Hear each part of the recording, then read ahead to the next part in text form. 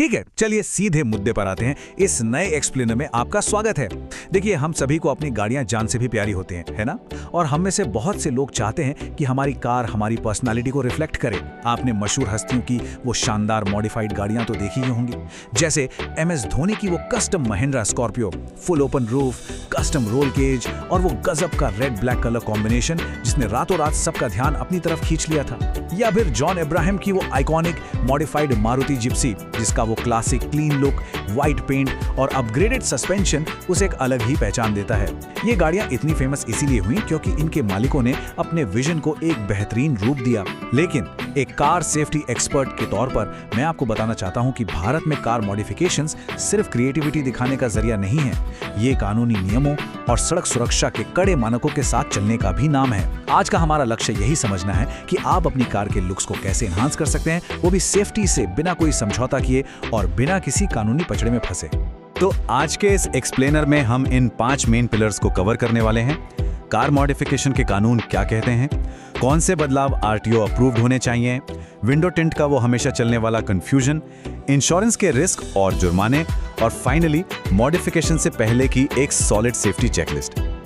चलिए शुरुआत करते हैं पहले सेक्शन से, कार मॉडिफिकेशन के कानून।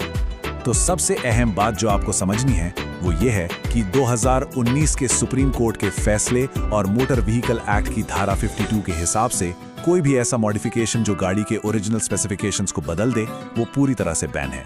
मतलब अगर आप गाड़ी के उस बेसिक स्ट्रक्चर से छेड़छाड़ करते हैं जिसे कार निर्माता ने सेफ्टी टेस्ट पास करके बनाया है, यानी उसका होमोलोगेशन, तो वो सीधा सीधा सड़क सुरक्षा के लिए एक बहुत बड़ा खतरा है।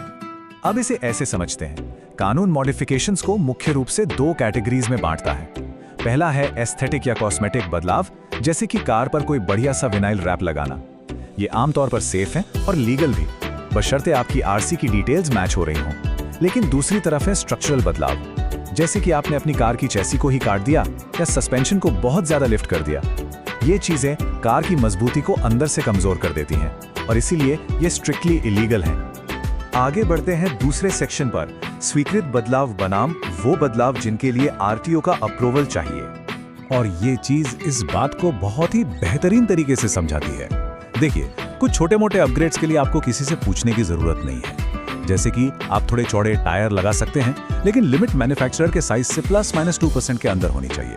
इसी तरह कार के इंटीरियर में आफ्टर मार्केट सीट कवर लगाना, रूफ रैप्स, पेंट को बचाने के लिए PPF लगाना या फिर LED DRLs ऐड करना, ये सब पूरी तरह अलाउड है। क्यों?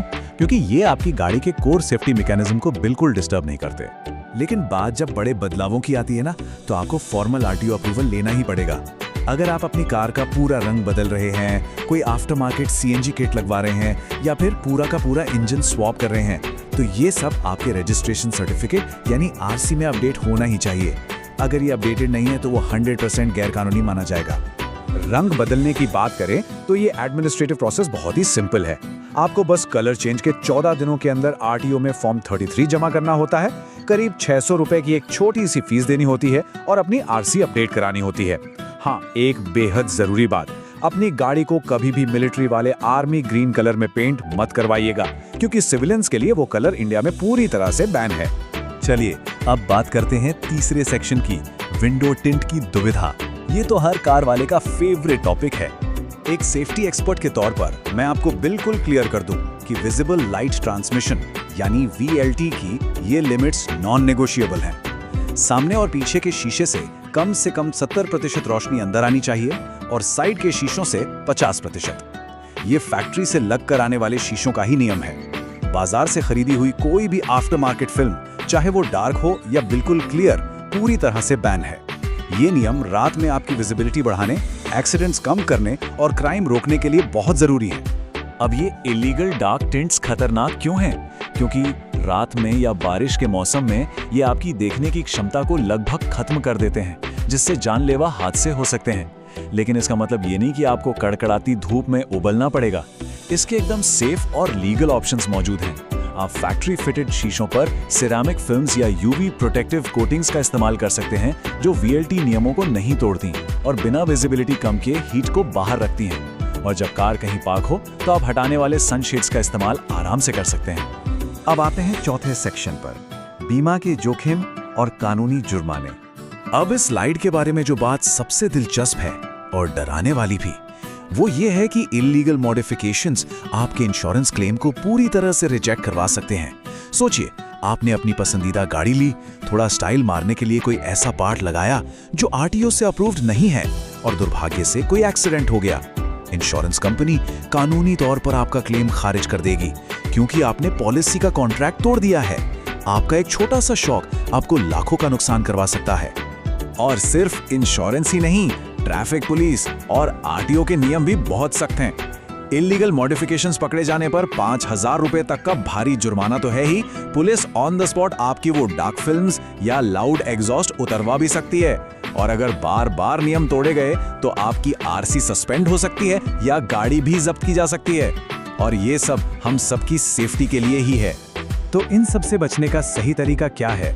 हमारा 5वां सेक्शन, मॉडिफिकेशन से पहले की सुरक्षा चेकलिस्ट। चलिए आगे बढ़ते हैं और देखते हैं कि ये सब आपस में कैसे जुड़ता है। गाड़ी में कुछ भी अपग्रेड करवाने से पहले इस एक्सपर्ट चेकलिस्ट को अपना ब्लूप्रिंट बना लें। पहला, हमेशा आरटीओ की गाइडलाइंस चेक करें। दूसरा, ये देखें कि उस बदलाव का आपके इंश्योरेंस पर क्या असर पड़ेगा।